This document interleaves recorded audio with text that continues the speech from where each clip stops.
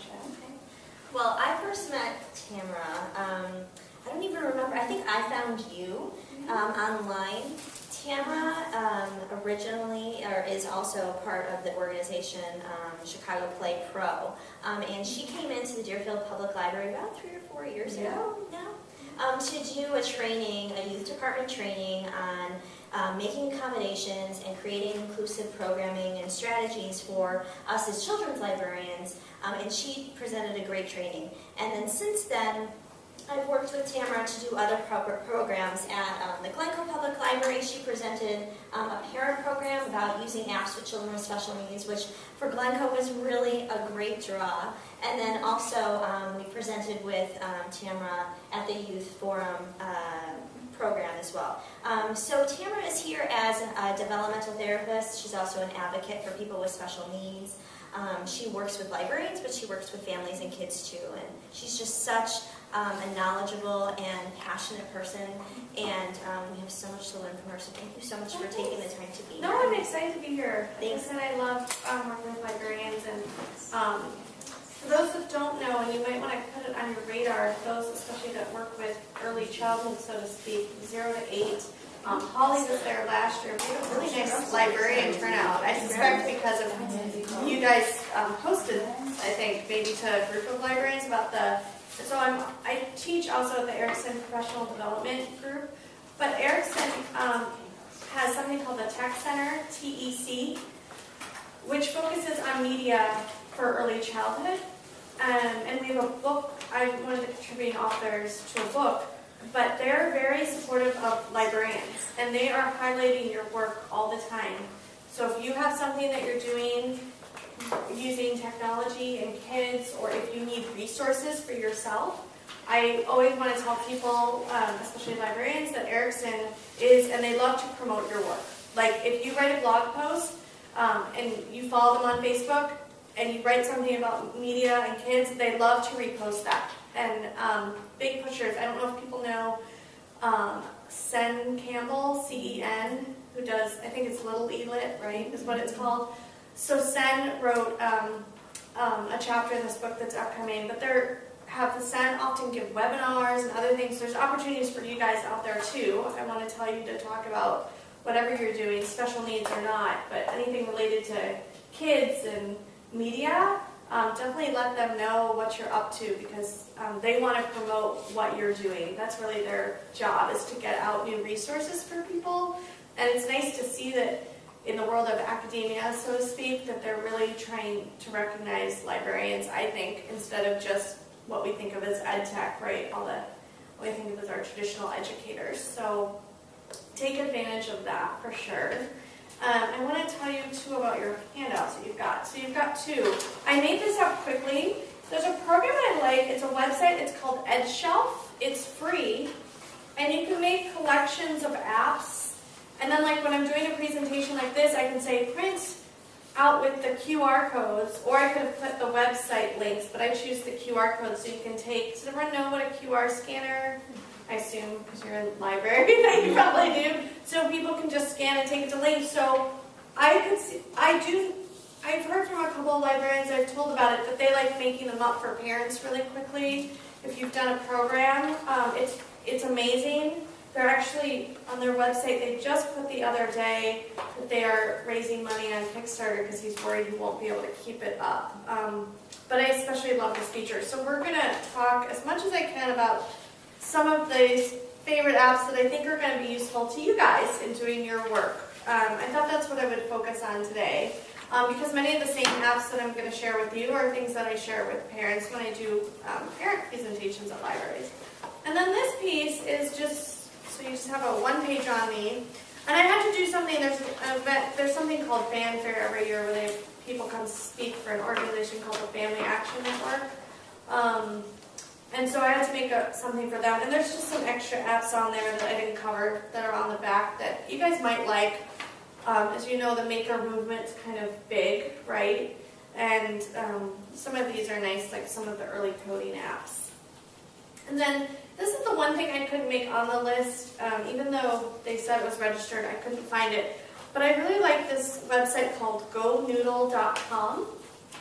And it was designed for teachers to give kids really movement breaks. But I've worked with some library programs and other after-school programs where they're using some of their things just to give the kids a little movement break so they can focus when you're going to do, especially for your kids with special needs. You might want to check it out. And I think it's free. So definitely worth looking at if you're looking to put some tech sensory breaks in your groups at all. So without further ado, kind of get going. So I love tech in that I feel like, especially board makers, you all know, I think, is so expensive, right? And it's crazy how much, and it takes a lot of time to do, and sometimes you can't do it on the fly. So when I think about technology and kids, I really think in the world of learning disabilities and special needs, it is for sure, I feel, the new pen, and the new notebook, and the new toolbox. And for people that work with people with special needs, whether it be adults all the way down to kids, it also is. And it's giving people a new voice, right? It's giving them new ways to communicate and facilitate, and the biggest piece is be included in programs. And it's so fast now and much easier to make adaptive materials ahead of time that I hope it's going to break a lot of barriers and that we're going to see a lot more inclusion because of that. But I really feel strongly about it. I'm incredibly passionate about what we can do to turn things around. And the other piece, I feel it's really interesting when we talk about technology. I think, when we think about the myths around tech, I always think of them as, we think about tech, right, as like the great divider, the great disconnector, right? Everyone's got their screens down. Oh my God, they're not reading books anymore. They're not doing that, even librarians, they say, are going to be changed potentially in the future, right? Your new title may be like a media specialist. I've heard all kinds of titles. But in the world of special needs, I think it's the opposite. I think it is the great connector. That we have, like I said, people for the first time, adults all the way down to young children, who can express their thoughts and their feelings and ideas with tech and figure out new ways to get them included in programs and accessible. And even making trips to the library, for example, better for families. So some examples I'm going to give you are, now you can make a really quick social story about what to expect when you come to the library that you can post on your library website, and a family, especially those with special needs, or a school that might be coming to do a trip, could download it and have it for the kids, and they could read it, and they could potentially have a smoother transition to the library. And it's going to help all kids, right? We know before everyone goes to the library for the first time, they're like really excited sometimes, a little nervous. But so there's some things I hope that we're going to do today that are going to make your jobs easier and more fun and help your programming include. And I love a lot of back and forth, so please ask me questions, or if you're like, oh, I have an idea of how we could use this, like shout it out. I think the more we can learn together and collaborate, the better. I'm kind of just the person that's like, just give me a little spark, and then I want to see you guys be able to run with it. And feel free, some people want to listen more and some want to open something and play. So let me know. And if you want to see something more in depth, because I'm kind of going to watch the clock, but you can say, no, like open that one up, we want to see. Or like, okay, I get that, just move on, right? So I want you guys to get the most out of your time with me. So I thought we'll start first with choice work. So I'm just going to go down I tried to put them in order of kind of how I wanted to cover. And you'll see I have hundreds and hundreds of apps, so I keep everything in folders. And I do in my visual schedule folder, which I'll open for you. ChoiceWorks and CW Calendar is made by a company called Be Visual. And it's amazing. So ChoiceWorks came out first, and then ChoiceWorks Calendar came out. And I'm going to show you ChoiceWorks, and know that potentially you can use ChoiceWorks Calendar maybe instead of ChoiceWorks. You might want to go in and play before you buy. But let's show you. I always do, this family is really generous. They always let me show the schedule. So you can make all these schedules, and every time I want to let you know they're constantly updating. So this is the main page when we open it. It says all boards at the bottom. And just to show you around, and you guys can tell me if you already know this, but when you hit things, you know, I can add, right, a schedule board, a waiting board, and feelings board. And I'll show you what those look like in a minute. And you can edit, of course. And then the thing that I love about this app, like so many apps right now, is it's so easy to share things, especially with families and others, to send them out into print if you've got access, especially to an air printer. So this is amazing to me. Kids love this. Parents love it. You can make a visual schedule. And you could choose in your library, for example, do I just want to print it out by going up to, you always go in any app if you don't know, you see that square with the arrow? That's always what I call the share button, meaning I can print, I can email, right, I can print it out, I can save it as a PDF, yep. So, and if you don't want to Yeah. interrupt it, will you say, wait a minute? Yeah, but interrupt. I just was, because I was thinking it'd be so great to send it to families before Yes. programs. So, do you need to have a iPad or something? No, If you you can emailed it, what would it look It'll like? come out as a PDF, so let's see, I'll even show you. That's really cool. Yeah, it's really cool. So see, this might say CWB, so I would probably go, they keep changing that too. I would go to PDF and see it comes out as an email. So emailing PDF, and that's what it looks like. That's with a lot of choices on it.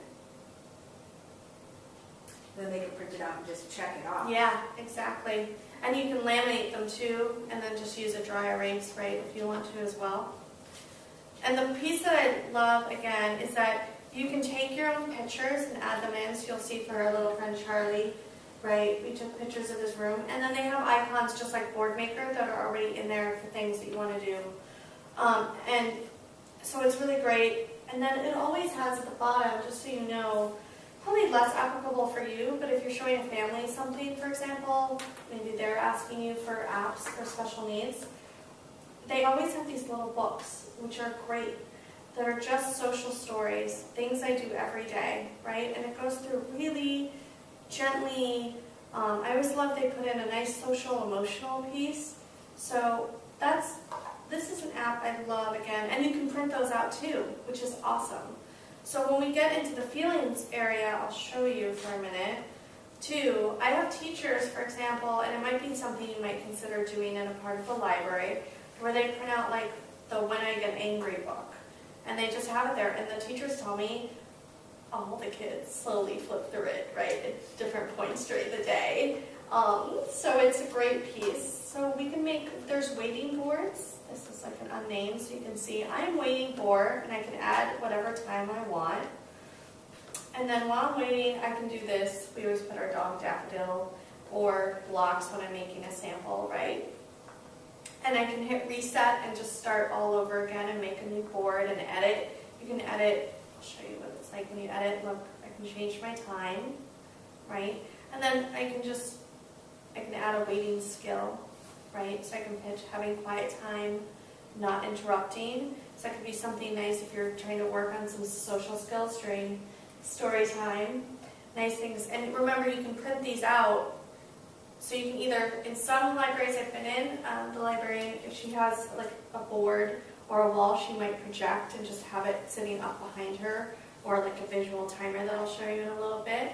And some, you might just, like I said, be making things quickly and printing them out. And these apps are like $4.99, so it's not a huge cost. They're not cheap in the world of apps, but they're also not crazy expensive, if that makes sense to you. So, and I really like it, and I love the waiting book is great, and it can be something if you decide you want to print out for your kids. Remember the printer icon, or you can email it out, right, is something very easily you could have for a child. Maybe they need to read that quietly while they're sitting in story time, right, or just looking at it, and the pictures are great. It's hard to do.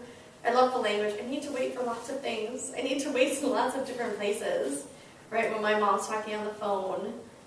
I wish they would almost let you edit the pages and we could add, like, when I'm waiting at library to check out my book, or, you know, things like that. But it goes through things really nicely. And I like, again, that you can add in different choices for everything. Oops, go back in. And then, so those are some of my favorite features, and I will show you the feelings board because I love it. I love, of course, what would be the only feeling that we would have around this when I'm angry, right? So, and you can pick again what you want to do. Sorry, we were doing a workshop and we put in, I can hang out with Jen or I can take a break. You know, or then I can get color. And there's the feelings book around this is just wonderful. It's long, not appropriate for some of your youngest kids, but I love it talks about our heartbeat faster, and it really takes through that whole mind and body and what do I do when I get upset. And the teachers especially love this, and parents do as well. But teachers, again, like I said, who are printing them out and putting them in their sensory break area in the classroom, and they're seeing incredible changes in behavior and help with kids because they are calming down while they're reading and getting some strategies to help be more calm. So I will show you ChoiceWorks calendar if there's not any other questions. So this is really, ChoiceWorks calendar is really new, but I love it because if you look, right, this happens in May, but we can go to August, and it's got all the holidays that will come up. So an example of how teachers that I've worked with are using this in the classroom is they'll either put it up right when they're doing circle time or something, or they'll print out a big calendar, they may blow it up once it's printed out, and put it up in like their center area. So maybe a place you might put it in the library. And you can add all your events. And the nice part about this piece of it is you can count the days until September 1st. 1, 2, 3, 4, 5, 6, 7, 8, 9, 10. I'm just going to pause it, which I could do at the bottom, you saw, which is really nice.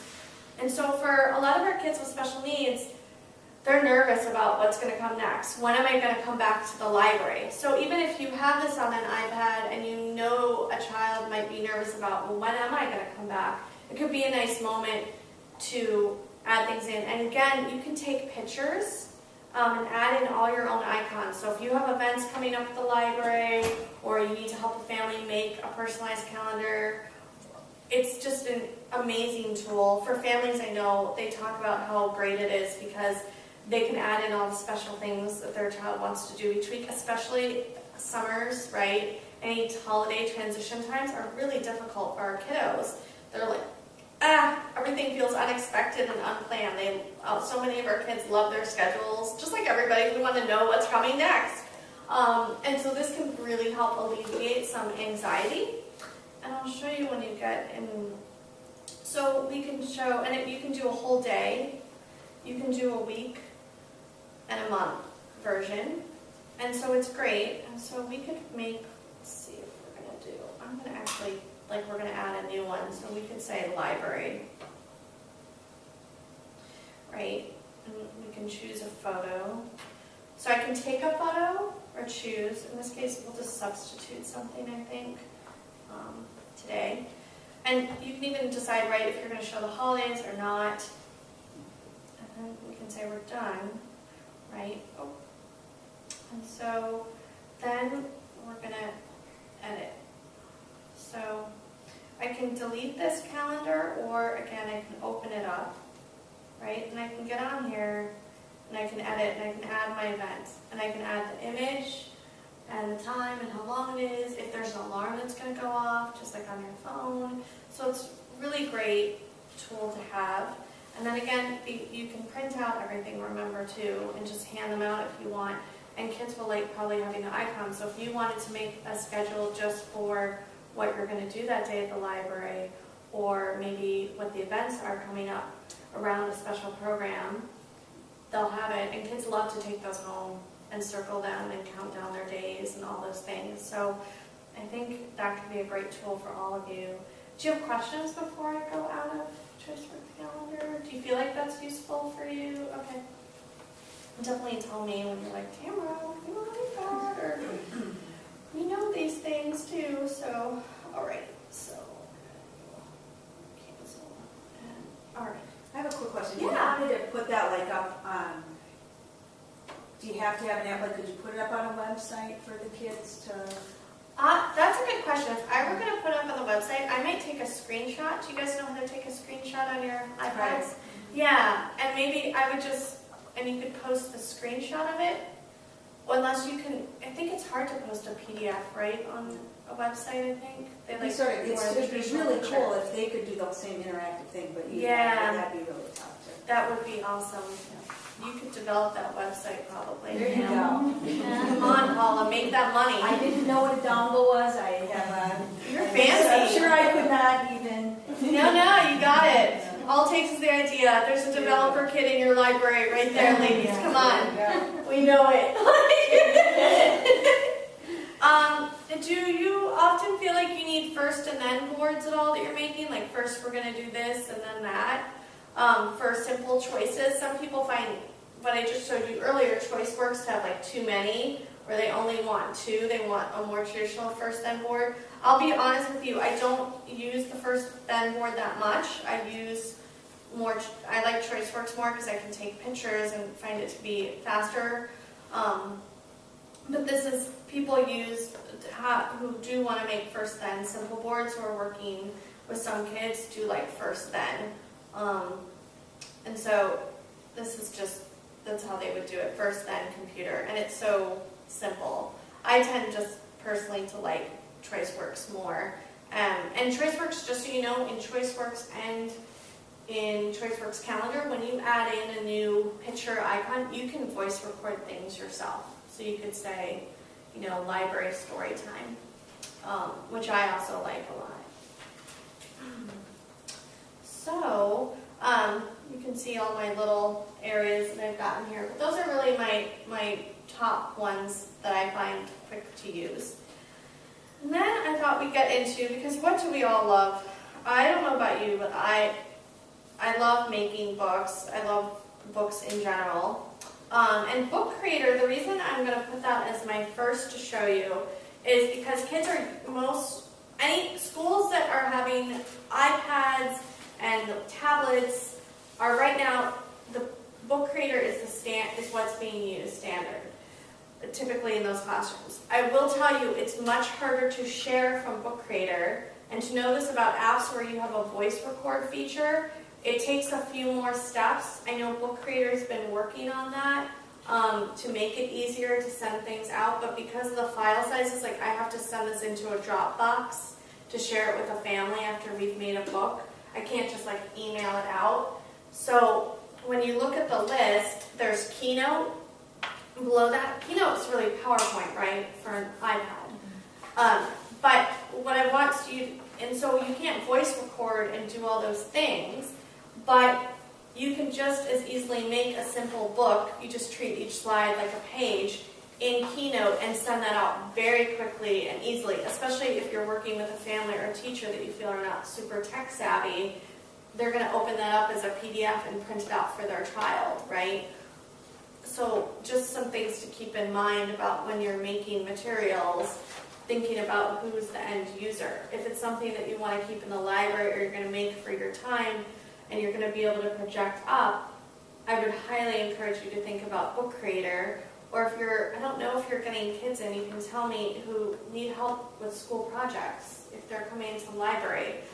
For kids with special needs, Book Creator to me and some of these other apps are game changers that we're going to talk about, because for the first time, the kid that's nervous to stand up and read or can't potentially read in front of the class for all kinds of reasons, or present material, so everything from a science fair project, right, where you present a traditional paper, in Book Creator you can put in sound that you record yourself or import other sounds. You can do video and pictures, and you can voice record. So I've had teachers, I worked with a group of students on their science fair project, a group of boys, who were in 4th grade, and we did their science project from beginning to end. They each had a different one, of course. They were all going to different schools, but their moms all came to me and were like, oh my God, science fair is coming, and he really wants to do science fair, but we can't figure out how to do a traditional science fair project. He is not going to be able to write a 5-page paper, or, the expectations in school are going up, right? So it's like a 5-page paper for 4th grade, wow.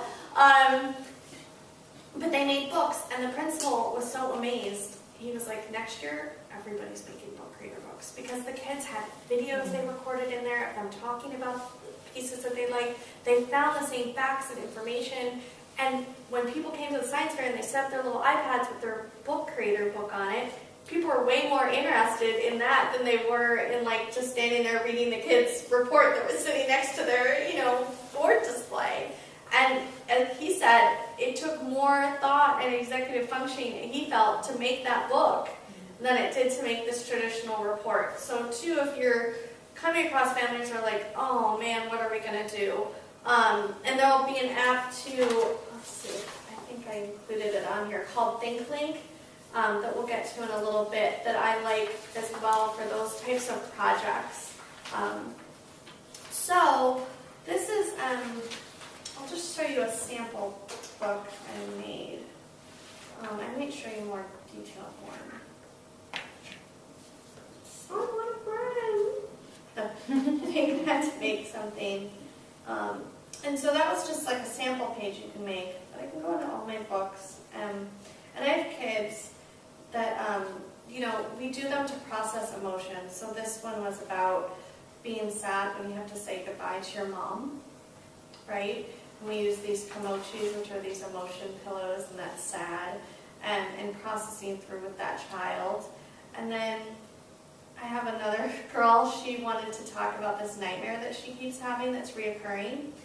But this, I will show you, is one of my little friends, and his family is really generous. They let me show the whole thing. And he says his last name in here, but it's part of his bride. The Triangle of Death, the story of the Bermuda Triangle. For Brian, you again. And this information about is top secret. Top.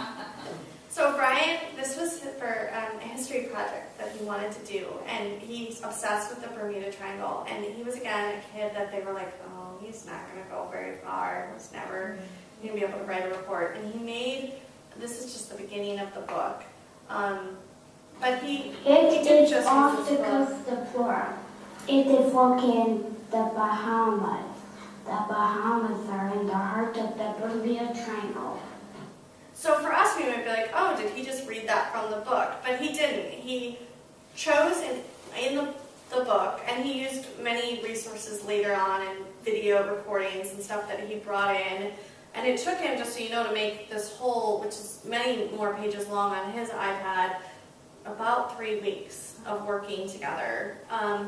But he would pick, what picture he wanted on the next page. So even though he was using a book, but he also had to learn, and it's not in this rough draft session I have, but as librarians, right, what's so important? Our kids need to learn about giving credit to things, right, and citing their sources. So he had to write all of that on each page anytime he borrowed an image. And so it was this really great lesson for him as well. So ways that you can mix things up, and to remind kids if they are using some digital media to do that, right, is very important.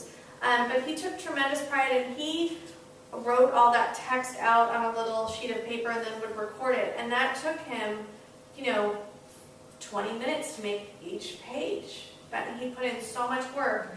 But he had just as great a report as anybody else. And he goes on. And it's so cute as he reads, and working with him was amazing. The thought that he put into the pictures that he wanted to show and what he thought was important information to share, just as you would when you were writing a report. And he was more engaged.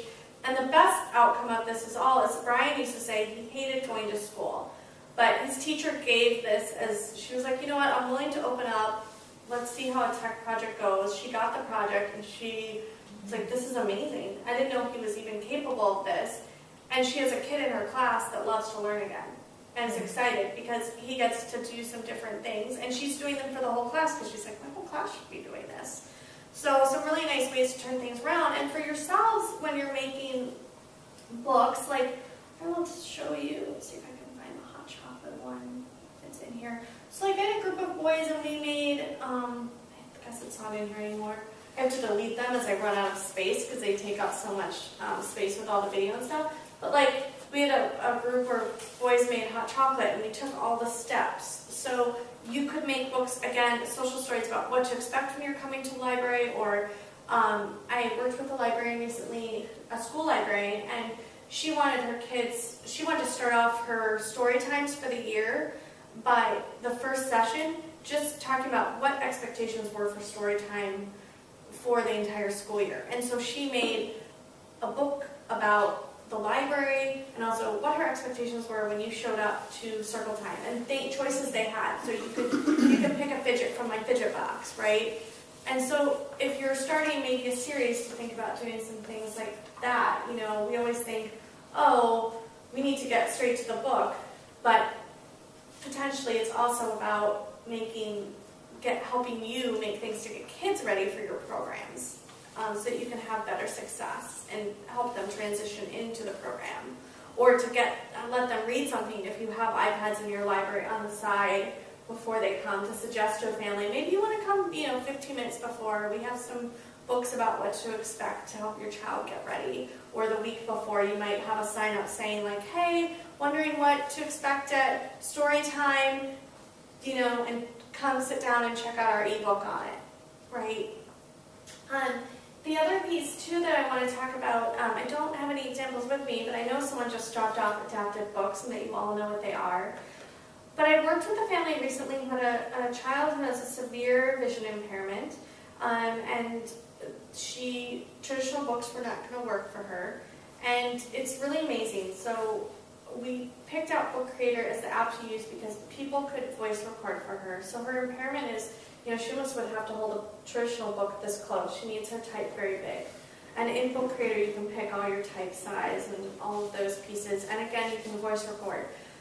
And so they thought, how are we going to find books that she's going to like and know? So they went to their local library and they would check out a big stack of books. And they had they put their iPad by their front door because they had lots of family that wanted to help.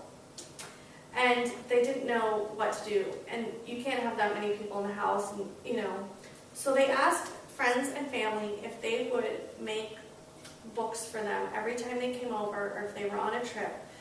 And they have over 100 books in their Book Creator collection where either a family member just simply took a picture of the page and recorded and then typed out big what it said on the page, or some people got really creative and made their own stories. Like her grandparents decided they travel a lot, and every time they would go someplace, they would make a book about Washington D.C. for her. And she has this amazing book, and people had told them that she would never be literate, and she's above her grade level now. And it's amazing what that can do. And just a little kind of thinking okay, we have this piece of technology, and we have this kid that everyone's thinking, no, but you can make something accessible and different and creative. And then they worked later, that library, unfortunately it's in Canada, so I can't get things very well sometimes, but they actually set up a center where they decided they would make an entire library as well. And they asked patrons, especially a lot of seniors that wanted to volunteer, to just come in and record books. And they have a huge collection of adapted books. And they can print them out, or they can have them on iPads and send them to people through the kind of Dropbox method, so that, again, families can get access to things. And so I think kind of thinking, too, just about you guys are makers, so to embrace this side of you. I've seen many of your abilities, and yes, Carol, I'm looking at you, about what you guys can make, and your talents are incredible. And just, again, it's not just about always the kids being in the maker movement. I often think librarians will be the leaders at some point in parts of the maker movement and what you can do, especially for helping families that are looking for resources or we don't know what to do. And every library, as you know, has different access to materials and funds and all kinds of things. And this is something, even if you don't have the means, if families may have an iPad around, or a family member that has them, because all you need is a camera on the iPad and you're in business. It can make things very quickly and readily, and people think it's fun. And it is fun. It's fun to make that stuff. Are there questions or anyone have ideas yet? I just going to throw out a couple ideas, and I just thank you, Tamara, because when you just speak, you give us so many tips, and then, our minds start going. I have not used Book Creator, though we've had it on our iPad for a long time. It was a mom and teacher of children with special needs who showed it to me eons ago. Or maybe it was the free one from International Children Digital Library. Yeah. And she said, when the children come to your program, look, you can take pictures of them throughout your hour program, and at the end, sit with the child and say, and have them tell you a quick sentence about each picture, and then send it home or email it to them so that they can go back over this great time that they had at the library. Yeah. And I haven't done it, but I thought, well, that's a great idea. Yeah, Years have gone by. Yeah, I mean, we do that at the end of our session, right? We take pictures, and it's a great way for kids that need to work on sequencing. A lot of children with processing issues do. Oh, what did we do first? Oh, we sat at the circle. What did we do next? And again, and they love to read those. I'm telling you, over and over again. Like, I get calls from parents all the time. We wore out the one that you printed out from us last week. Can you print out another one? Because they want to relive their favorite experiences, and as we all know, we live things through books, right? And So then yeah, and you can do the other- same thing in ChoiceWorks. Yeah. Oh, yeah. And then one other idea, because when you said, Carol, I know that you can make things, and I was thinking also like all those flannel boards that, we make. Would it be helpful to, if there's a flannel story that's not based on a book, but a simple rhyme, and take pictures of it in its sequential stages, and then you can email that to the child too. So there's, especially if it's a rhyme or a counting rhyme or something that builds, and they can flip through that Totally. story. Yeah, and just look at the list. I'll just kind of give you the rundown. So Book Creator is my favorite for interactives. Keynote, again, if you want something that's simple and really accessible for everybody that you can send out easily, I would pick Keynote and just know that you can't voice record, but mom or dad will probably read along anyway, right, in a traditional setting. Kid Story, just since you all know what social stories are, I won't get into it, but Kid Story, you can insert a picture of a child. It takes time. So this is something that I only really recommend often to parents or a teacher that has the same kiddos coming a lot, because you have to do some editing around the image of the child to insert them, and kids love seeing themselves in the story, or it can be something that you might recommend to somebody to use with a child. If a parent's looking for something like, oh, I need something to make a social story, you might say, oh, you might want to check out Kid Story. My storybook maker for kids is really simple. It was meant for early childhood. Again, it's kind of all the same of take pictures, insert text. But I just wanted to give you some options of what's out there, or if you're working with a school and they're telling you stuff. Can you input voice of my storybook maker too, or is it just the first one? I believe you can now. And they're all trying to catch up with each other. So like 1 week you're like, oh no, you can. And then the next week you can. So it's going pretty quickly. And if you go to the next page, and just tell me when you want to see something and I'll show you. So Superhero Comic Book Maker is really fun for elementary school kids and some early childhood kiddos who might want to make up their own story. And they can they have all these different kind of creatures, that you would think of as space aliens, that they can make up stories and put in different scenes. So that's really fun. And Comic Life, again, is good for you to have on your radar if you don't, because Comic Life is used so frequently in schools. It's very big in the world of ed tech. And I would recommend it for elementary and middle schoolers. And I can show you Comic Life. And again, it's something to make comic strips in, and really fun to do. And you can insert your own pictures. You can't voice record yet, I believe. Watch, I'll be there and it'll change on me. But this is like one that we made together with the kids at the end of their session, so that they can go home and show people what they did. And again, you can email these out and things, so you can pick look your different bubbles, and they have lots of different formats that you can pick. But kids really love them, And they love to tell me what they want to put in each bubble, like what did we do. So I don't know if you ever have a small group, you might think about doing that. Also, just so you know what they're making in school, or for kids that's looking for something to make for a school project, kids are doing these for book reports and like history events, and they're making like multi-page comics, and sometimes they'll draw stuff and like photograph what they did and then put in the voice bubbles, and it's kind of fun also to know, again, if you've got kids like, oh, what am I going to do for my, World War I project, something to think about. Yeah. There's a one on the website, and I don't know if they have an app, and I used it a few years ago Sure. called Go Animate. Oh yeah, they're just a website. They're awesome, aren't they? Yeah. Yeah, that's good. It's not an app, but it's, if you don't have a tablet, Go Animate is a website. Yeah. And you can type in the words, and then the little characters will speak, and you can choose different voices. Yes. Oh, fun. Yeah. Do you remember, would you mind showing us the superhero comic book maker? Yes, sure. So, I'm just show you. I think my friend Brian might have another one in there too. He loves to make books with me. It's like his whole Moose. and just so you know, Duck Moose, who make this app, I will tell you if you're Welcome to Superheroes Comic Book Maker. Select a comic book site or a color page. Look at your cards.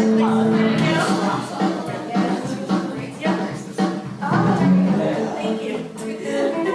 Thanks, Paul. Okay, it's everyone's voice. My check now. Hear it again? Now I know where it is, so put my hand on it as we go. So, superhero comic book makers, pretty fun. And Duck Moose, if you ever are looking for someone that makes high quality, mostly early childhood apps, you can't lose with Duck Moose. And they've got like some great like itsy bitsy spider books and things. So always good to know in the back of your mind. So I'll go to Comic Maker and see, you can pick out all your different backgrounds. Should we pick out the Golden Gate? Maybe for fun. And then you can pick these guys and you can make different sizes and move them around. And as they do things, and so it's hilarious, and it records it as it's going. And they just end up being hilarious. So see, I tapped him, and I can make him smaller. And it's really fun. I'm gonna see if I can find one that I've already made, and you can draw now on it and all kinds of things. Voice record? Your own voice? Yes. And so that's why I want to see if I can find you without blasting your ears this time. Let me show you one that a kiddo's made, my comics. So let's see. I have all kinds of ones that kids have made. Let's see.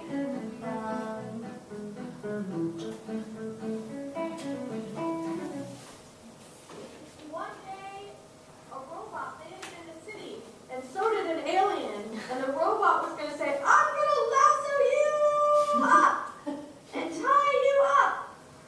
And the big gorilla came along and he said, I'm going to use my nunchucks. And I'm going to get you loose, robot. Choo, choo, go away. Is that you? Go away, alien, you're bad. And then came along the octopus, and he said, hey guys, what's going on? The robot said, an alien tried to get me, he tried to lock me up. The gorilla said, yeah, and I got it with my nunchuck. And octopus said, hey, we better get out of here. And they went, and they had to get in the teeny tiny car.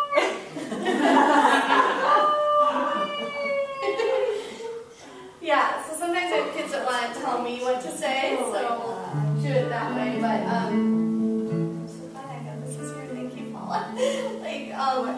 And so kids can take turns as you're doing it, and it is really fun and goofy, and a nice way to also get them laughing, right? And get our kids having fun too. So much of their life is so serious. And a way to kind of tap into some of their creativity, and it is really funny to see what they'll tell you. So let's see. So ThingLink, I will show you, and it's they have a website and then they have their app. And I also want to show it to you as a professionals, something just to have also Oh goodness. So, I'm going to log in through Google Plus really quickly. Okay. So, I love how everything is changing every time you go on right now for things. So, you can see, like, I'm going to pick this photo, my teacher photo. Oh, did it just crash? So, let's see, we'll do my friends on the road.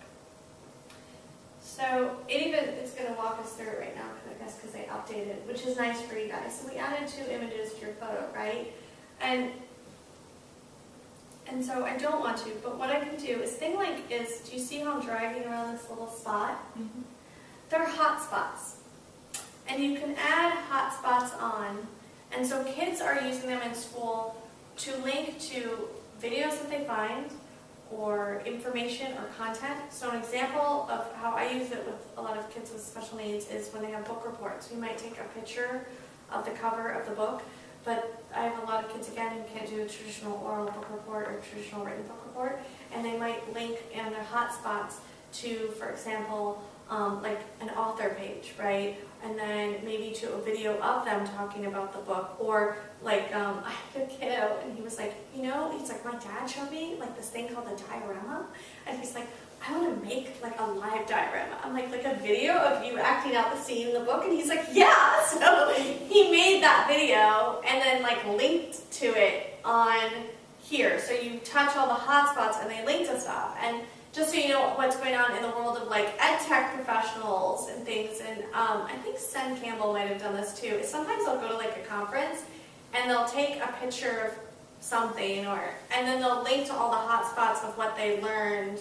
All the hotspots will be links to stuff like that they linked, and they'll just throw it up on their blogs or on, tweet it out so that people can see what they thought the highlights were of the conference or something. And they are pretty fun to make.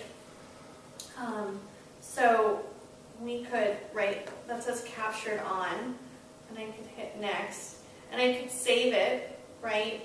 But I could also, you guys see up there, how there's those little links with the right or the icon. So you can write things on there, you can video record, right?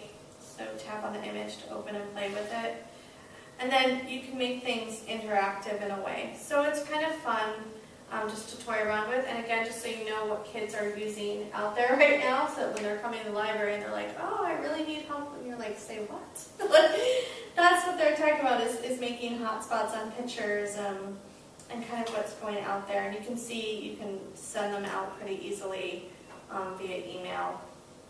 And their website's really fun to go and look about what's going on. I'm going to try to go here, let's see. And so you can see like featured, we'll go to one, so you can see where it's been done. Here we'll go to Robin Williams. So this is, all these are different hotspots, right? I touch one and it comes up with information that you can either type or edit in. Again, it looks like this person did all typed in information in Spanish. Look to see if there's one with some video. Let's see. So, this person did too. I was trying to find you one where there's video. Avoid long sideburns, dude. So clearly somebody's trying to help somebody with some passion. But it is amazing to see, like I said again, what people are making and working on and linking to, and again, just so you know what kids are making and what's capable for them to make. So, kind of moving on, for our last few minutes, I thought I'd show you a variety of timers, because I feel like that also in your world of story times and all the things that you do, timers can be very helpful, because our kiddos need a lot of visual timers. And I don't know if you've run across this, but I run across it now, is that a lot of, timers in the world of special needs, everybody's using them, and my kids are tired of them. They're like, man, I'm tired of being on a timer. So a lot of my kids really like, even some of my older kids, I've been really surprised, because this was developed for early childhood. And it's good, I think, the volume's down, so you're going to have to tell me when you can hear things. It's called Tico Timer. And you can tell it was meant for very young children. Maybe I'll put it on for a few seconds so we can see what that's like. And you can pick the music that you want on your, and it will make a different picture depending on what you do. Maybe we'll do the Gong March. And then we hit countdown.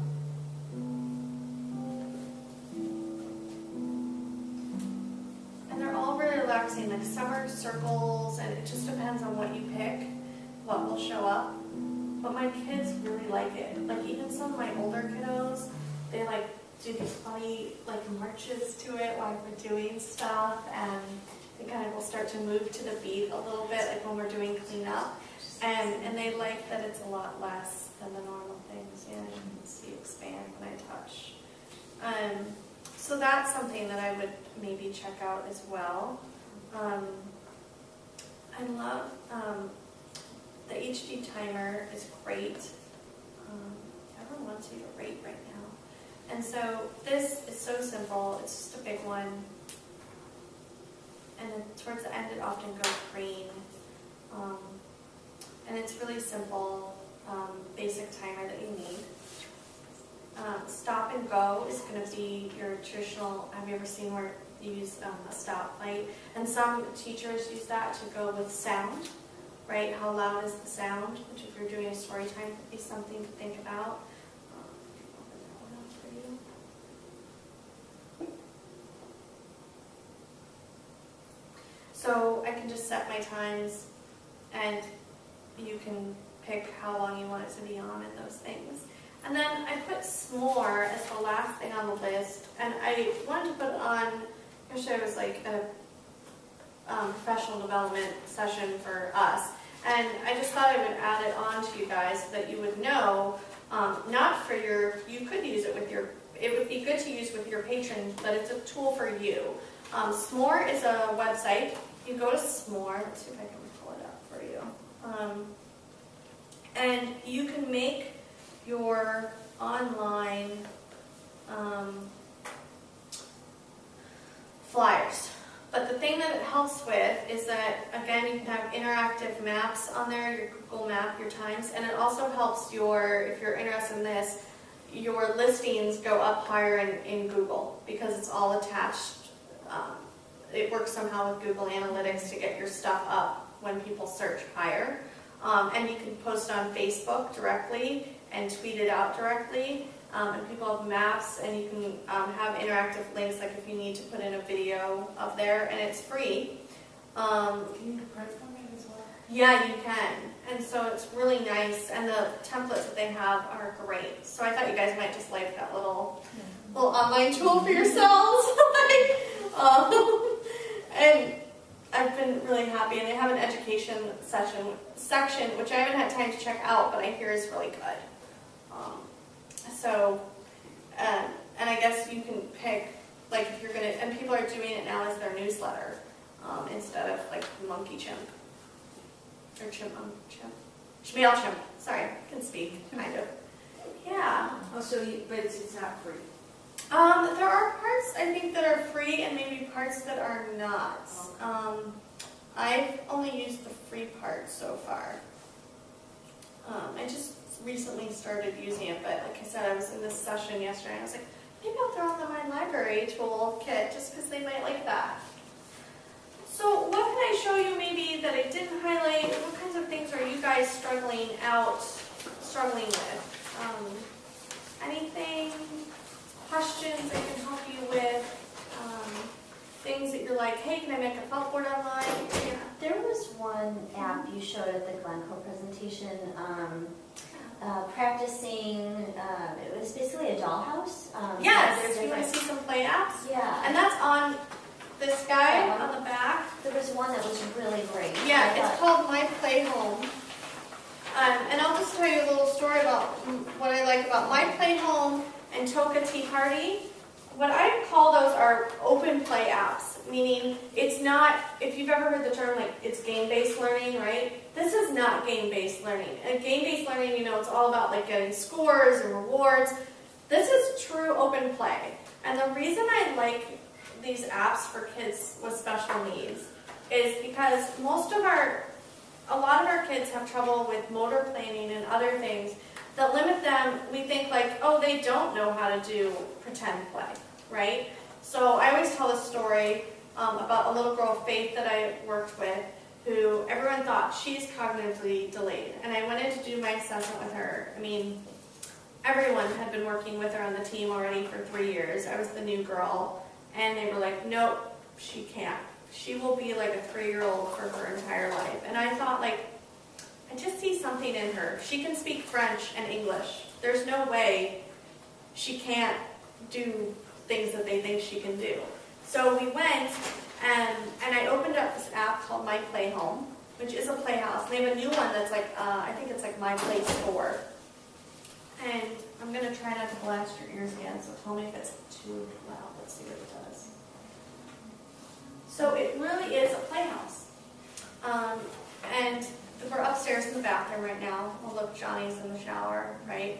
And everything turns on and flushes and things. So I opened it up. We're in Faith's living room on the floor. And she went, oh yeah, you can see the timer was still running, by the way, in the background. So, which is nice, because you can go in and out while you're working with kids. And I do all the time. And they're like, Tamara, the timer's up. And the dinger will normally go off too. So we can go and we can pick our family members. I like My Play Home. They've listened to users who said we want more diversity in our things. And the kids get to pick out their family. And so Faith, everyone thought she couldn't do pretend play. Well, all of a sudden, she had like the kid in the shower. She was putting the baby to bed. And you'll see, we'll go to like the different rooms. This is like, Mom, you can close the curtains and make it dark, right? We can turn off. Almost everything is like openable, and you can put things to bed. You could put like, Johnny to bed. Oh yeah, he's still wet. So it's getting smarter too, like, yeah, you didn't, which I love, right? No, we gotta go back to the bathroom probably and get Johnny. And they keep adding more rooms as well, which is awesome. The kids always like this room. Like we could get the baby up. She's gonna bounce in the crib. You can play basketball. And she started doing all these things, and even her parents were like, oh my God. She knows exactly and appropriately all the different roles. And then her dad called me maybe a week later and said, oh my God, Faith is having her first play date ever, and these 2 little girls have been on My Play Home for 2 hours. Do I stop them? And I was like, no. Like, let them keep going. And so in the world of inclusion, that's incredible. And the other piece that we've seen is the therapists I know that were using this with kids. People are like, oh, but it can't translate to the real world. Our kids are practicing this. I walked into Faith's preschool classroom 6 months later. She was in the play kitchen knowing what to do with her body. I can't even explain to you how she figured that out, but somehow practicing in here, she knew, or she had just developed the skills over time. But the important part is that in all of this, she got to practice her pretend play skills. And in fact, her mom was quite ill at one point, and she would go up and do pretend play in My Play Home with her mom, and in Toka Tea Party too, which is really fun. So if you're running into families who are like, oh, my kid can't play, or you're trying to figure out some inclusionary piece in your programs, you might think about, like, play can look very different now, right, and what we do. And I love the fact, I will be very honest, that it's not this game-based learning. I want this kind of open play where kids are getting to show me what they know and other people, and kids love it. I mean, they request it all the time from me. Can I go in? I love the living room. Like, you can turn on the TV. You can feed the fish. It's really funny. And change the music. I've had kids who like change the music and they have like a dance party. And I use it as an assessment tool sometimes. Like I said, I might go in and somebody's saying, no, they can't do this. And I'm like, oh, let me see. Yes, and you can go, the kitchen is always like my favorite area to do kind of like, I work on a lot of direction giving, like, oh, I'll pretend to be the mom, I'm so hungry, what can I have to eat? Of course, they always do pizza or pop, right? Or the popsicle. Never the healthy food. And they can turn on the stove, you'll see like they've got stuff going, and turn on the washing machine. So it's really fun. Yeah. So as what you were saying about not being a reward based, I have a child on the autism spectrum. Yeah. And he was nonverbal until he was almost 3. Yeah. Right. And in the beginning, everything everything you do is reward-based because you want them to learn to sign. So like in the beginning when he could sign that he wanted to eat, whether it was 2 minutes before dinner or 2 minutes before bedtime, he gave me the sign for it, he got a cookie. Right. And so much of his early childhood was reward-based. Well, real life isn't like that. Right. So having some things to play with and to do that aren't reward-based, I mean, even other than developing imagination and those kind of things, is a great tool because you know what? Kyle has to do his homework every day. Doesn't get a reward for doing his homework every day. Right. He has to do it every day. You know, and they're in learning that skill that not everything they do is going to be right. And you want that engagement to be. I come from a floor time background, which is a model therapy, right? And we want kids to naturally want that engagement. Everyone thinks that kids don't, right? Especially who are on the spectrum.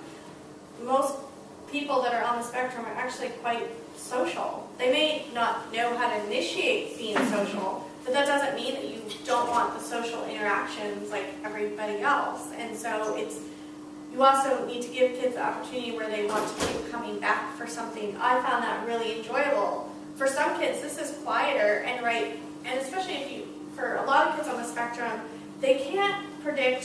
What makes them sometimes nervous in play is not only do they not always know what to do with their own bodies or like how, in space, so to speak, right? I don't know how to move when I want to move or to see. I don't see that. But it's also sometimes like, because of some of these motor planning issues and things that we know are related to processing, I don't know what, let's say Johnny and Sarah are playing in the play kitchen. It's a tight space, so sensory-wise that can be a little much. And then the other piece is, let me say, Johnny's like, I don't know what Sarah is going to do next. Her motion is unpredictable to me, and so I'm going to pull back from that because I don't know what's happening, right, or what's going to happen next. So this can be a safe way of like for kids together as a group, because I do it all the time, or one will do something. And so that's a nice one, and I will show you Toca Boca Tea Party because we have a minute. Toca Boca makes all of their apps. It's a Swedish company. They're quite amazing in that, like, you can see how many I had when I just typed in Toca, right? I have to tell you that their apps to me are amazing because they're based, again, out of Sweden, and everything's open play based. There is no other. People always ask them, the developer, what's the goal? He's like, there's no goal. There's no goal except for kids to play and figure out how they want to play it. And I love Toca Tea Party. I use it a lot to work with kids on following directions and learning things like, oh, hand me the green cup. I'm really hungry. I want something with the green cup. But I love this. Like, look, they got to pick. I might even in that instance, because I'm working on language development, I might be like, can you find a red tablecloth or, right, plates. Great area to work on language development. Oh, I really want a blue plate, or I want flowers on mine. It doesn't care who has what color, right? You can light the candles with your fingers, some nice motor pieces. And then this is, like I said, I might describe what I want to drink. Oh, I want something really cold, or I want something pink, and it's a great way. And I love the shadows. Do you see the shadows? It's a really nice visual piece. If you have kids who have some visual challenges, sometimes they need to know where to go. And this is hysterical. I mean, look at the desserts, right? You can tell, I must want to do like some developer, he must have hired like a Japanese developer on this, right? Because it's so cute. I mean, how cute is this? Yeah, we're going to have little radio music, and you put your finger on it, and it says, oh, see, we spilled. Now we have to wipe off the spill, right? It's like, no, you're not done yet, lady. And then now it's up, and we could like pour, right, more in there. And you choose to pour, and everyone can drink. That one spilled too. And now we're going to eat. And they have to eat all the desserts, you guys. This is, of course, the kids love that. And then all of a sudden, something will come up in the dishes. You get to pull the dishes down to wash the dishes and clean up the tea party. But, you can do this in so many ways. So you can have, like, 3 kids around the plate settings, and they could be playing together. You can have like teddy bears set up, or just mom and kid or you and kid. So it really is open-ended in what you can do, and let kids show you what they know, and it's just fun and goofy. Like, don't you guys want to have a tea party? Come on. So those are some apps in general that I want to give you that I think are some basics, and that, if a family's coming to you or that you might be able to use in your own work. I hope it was helpful. I know we had a short time together, so I couldn't get too in depth into the nitty gritty. But I would encourage you on your own. It's really hard, I know, as a professional to carve out time. I call it playtime, to discover stuff.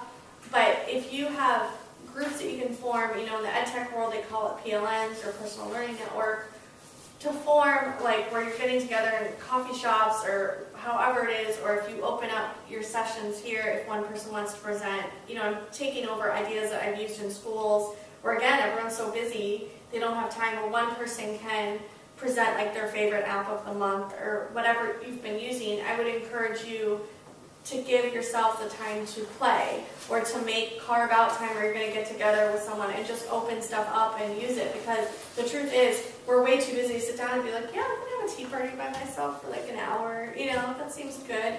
But you do need that time to kind of keep up, unfortunately, with the tech stuff, and to also tell you, because our kids, everyone thinks, oh, that kid with special needs, is when I'm in doubt. So let's say you come from here and you're like, you know what, I want to use Book Creator next week at my library, but realistically you're only going to have time to download it. Do not be afraid to open up those apps and let kids show you how to use them. It's really hard to mess up an app. It is. I mean, they're kind of, so what? You erase the picture, you'll take a new one. It's not the end of the world, right? And those are learning moments too for the kids, is that let your kids sometimes be the teachers. And we know their self-confidence grows so much when they do it.